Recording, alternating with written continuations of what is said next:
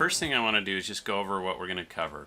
So we're going to cover a few definitions. We want to talk about what a constant means, what a variable means, what math operations are, and what an equation means. Then we're just going to cover two really simple algebra rules that will help you solve, again, some really basic equations. Then I'm going to give you some examples of finding variables for the different math operations like subtraction, addition, multiplication, and division. So the first thing I want to talk about is, what is a constant? Well, a constant is a number in an equation whose value we already know. So as you can see here in this equation, we have x plus 23 equals 45. And our two constants then are 23 and 45.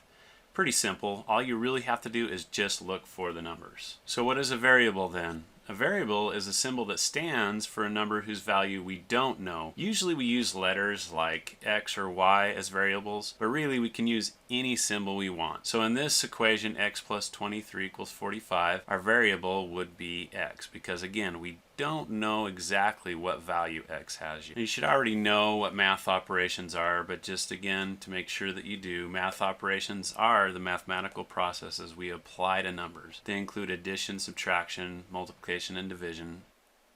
All right, let's talk a little bit about equations then. An equation uses an equal sign. The equal sign means that both sides of the equation, both the left side and the right side, have to have the exact same value. We can say that they're balanced. So we like to think of it like a teeter-totter, where when one side goes up, the other side goes down. Or like a scale, where if you put weight on one side of the scale, it's going to make it go lower than the other side. So what we have to do is when we make changes to one side of an equation, like say to the left side, then we have to make the changes to the right side that are going to keep it balanced.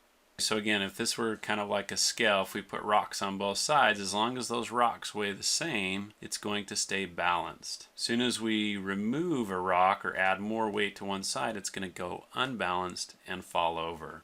So if we had 5 pounds on one side of the scale, how much would you have to add to the other side to make it balanced? Yeah, if you said 5 pounds, then you're correct. In other words, we would have 5 on one side and 5 on the other, and now it's the same on both sides.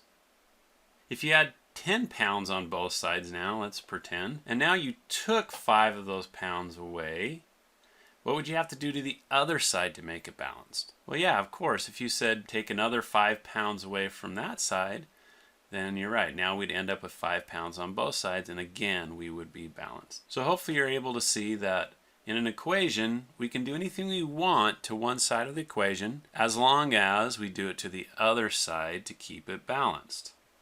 That leads us to the first rule of algebra, which is we want to remove all the constants. Remember, constants are the numbers in an equation. So we want to remove all the constants from the variable side of the equation by performing the opposite math operation of that constant. So really what you want to think about, we're going to try and make the variable really lonely and really mad by taking all of its friends away and moving them to the other side of the equation. Let's look at a few examples. All right, let's start with a simple example here. R plus 15 equals 25. Okay, so here you'll notice we have our variable R, our constants 15, and our other constant 25. Now, I want to remove the 15 from the variable side. That's my first rule, because I want to make that R really lonely over there. So I'm going to do the opposite math operation. So here we have a plus sign. So I'm going to do a subtraction sign from this side. And you'll notice that that gives us, if we do 15 minus 15, it gives us a balance of 0 there. Well, what if we had subtraction? Let's look at that. Okay, so here we have another equation, x minus 33 equals 20. Again, we have our two constants, 33 and 20, and then we have our variable x. This time we have subtraction as our math operation. But still, to make x really lonely, I'm going to remove 33 by doing the opposite math operation. So in this case, I'm going to add 33 to this side. And again, you'll notice negative 33 plus 33 gives us a value of 0 again. Right, what about multiplication? What if we had an equation that looked like this? 10r equals 20. Well, again, just a quick note, remember that if you have a number and a variable right next to each other, really what you're doing is you're doing multiplication. So really, it would look like this, or we could write it like this. Both of those are the same way as 10r. So we're going to do the opposite math operation to multiplication. So if I have 10r here, what I want to do is do division. Okay, now remember, a fraction is a division problem. So I can write a fraction line and put a 10 below there, and what that's going to do is divide 10 by 10. And when we divide 10 by 10, we get just 1. So we end up with 1r equals 20. But don't worry about it if you ever get 1, because remember, 1 times anything is just that number. So 1 times r will just give you a value of r. Okay, now let's look at a quick example with division. So here, let's say I had an equation that said p divided by 5 equals 7. Or remember, another way we could write this is as a fraction, so I could say p over 5, which is p divided by 5 equals 7. Now again, this is division, so I want to do the opposite math operation to division, which is multiplication. So I can multiply this side by 5. So when I multiply this by 5, it ends up being 5 over 5 times p equals 7. Again, remember, when we're doing multiplication and division, if we have a fraction, it says 5 over 5. That means that's just equal to 1, right? So the second rule of algebra is whatever you do to one side of the equation, you have to do to the other side. So remember how we talked about it being like a teeter-totter or a balance, where if you put weight on one side, you have to add the same amount of weight to the other side to make it balance. So we're going to do the same thing here. After we take the constants away from the variable side, we're going to add it to the other side and make the other side really happy. And by doing that, what it does is it makes the equation balanced. So let's go back to our examples and look at how to balance out our equations. Okay, so let's start with this one up here at the top. Again, here I had r plus 15 equals 25. Now, to get rid of this constant over here, we subtracted 15 from that side, which put that to 0. The second rule tells us whatever we do to one side, we have to do to the other. So I'm going to subtract 15 from this side, and that gives me a balance of 10. So in other words, I could say r has the same value as 10. There we go. Okay, so let's look at our second one. X minus 33 equals 20. Now, here in the first step, we did the opposite math operation to subtraction, which is to add. So when we add 33, that makes that goes to 0. Now we need to add 33 on the other side to keep it balanced. So 20 plus 33, 53. And then we end up with x equals 53. All right, now let's go on to our multiplication one where we had 10r equals 20. Here, because I'm multiplying 10 times r, I want to do the opposite math operation, which was division. So we divided by 10.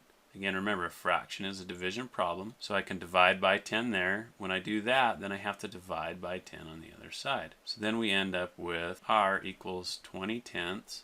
But again, I want to simplify this down. So finally, I'm going to get to r equals 20 divided by 10, which is 2. So r in this case would equal 2. Let's look at our last example here. P divided by 5 equals 7. So here, since I'm dividing p by 5, I want to do the opposite math operation, which is to multiply by 5. That again makes that go away. So over here, I want to balance it out by multiplying by 5. So 7 times 5 is 35. So in this case, p equals 35. Okay, does that make sense?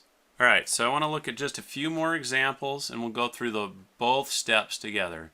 So I'm going to have 62 equal to t plus 12. Now, you'll see that I've kind of switched the sides where I have the variable on the right side. In the last examples, I had them on the left side. But I want to just show you this. It doesn't matter which side we put the variable on. The process works exactly the same. So I want to start on the variable side. And the first rule says I want to make the t, the variable, really lonely by taking away all of its friends. So I got to take away the 12. I'm going to do that by doing the opposite math operation. So I'm going to subtract 12, and that equals 0. The second rule tells us that whatever we do to one side, we need to do to the other. So I'm going to subtract 12 from this side, and when I do that, I get 50. So 50 is equal to t. And there's my answer. I have simplified this down to one number. Okay, let's look at another example. Let's look at 14 equals x minus 14. Okay, again, I have a variable x, and I want to get rid of its friend, the negative 14. I want to make it really lonely, so I'm going to do the opposite math operation. So I'm going to add 14 to this side, and that makes that go to 0. The second rule tells me I need to add 14 to this side. So when I do that, I get 28. So in other words, 28 is equal to x. And try that. Let's say if I have 50 equals 20 times m.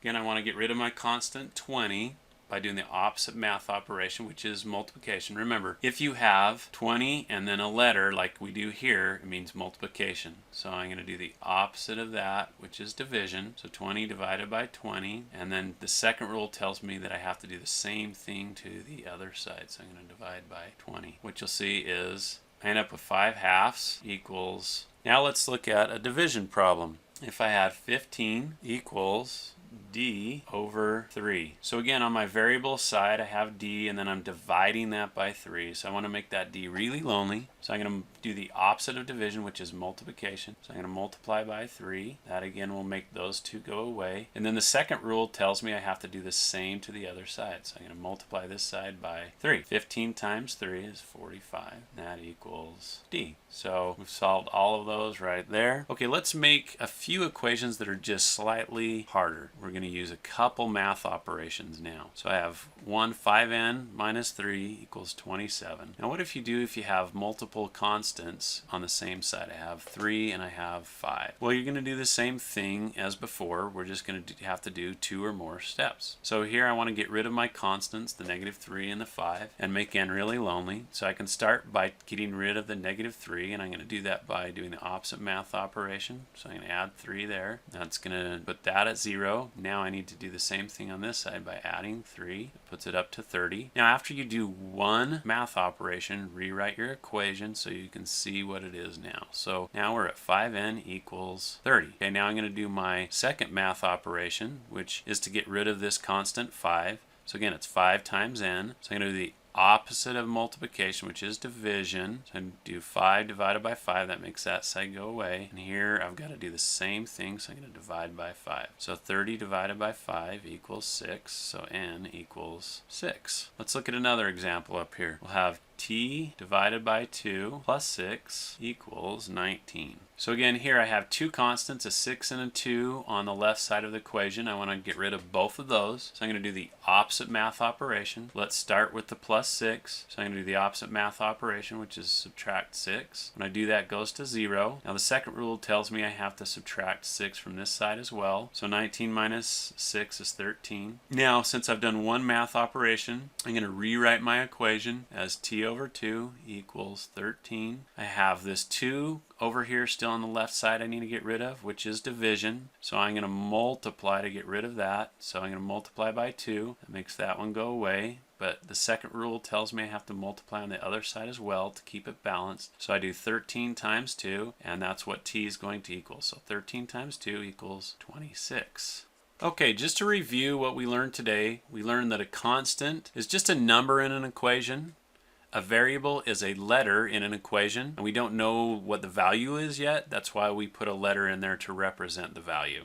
Math operations you should already know: addition, subtraction, multiplication, and division. An equation is just a math sentence that has an equal sign in it. What that means is both the left side and the right side have to have the exact same value. And then we went on to our 2 rules of algebra that we learned. The first rule was to remove all constants from the variable side of the equation by doing the opposite math operation. And then finally, the second rule of algebra was whatever you do to one side of the equation, you must do to the other. When you do this, this keeps both sides balanced. I hope this helped you learn a little bit about how to use equations and solve for variables. Thank you.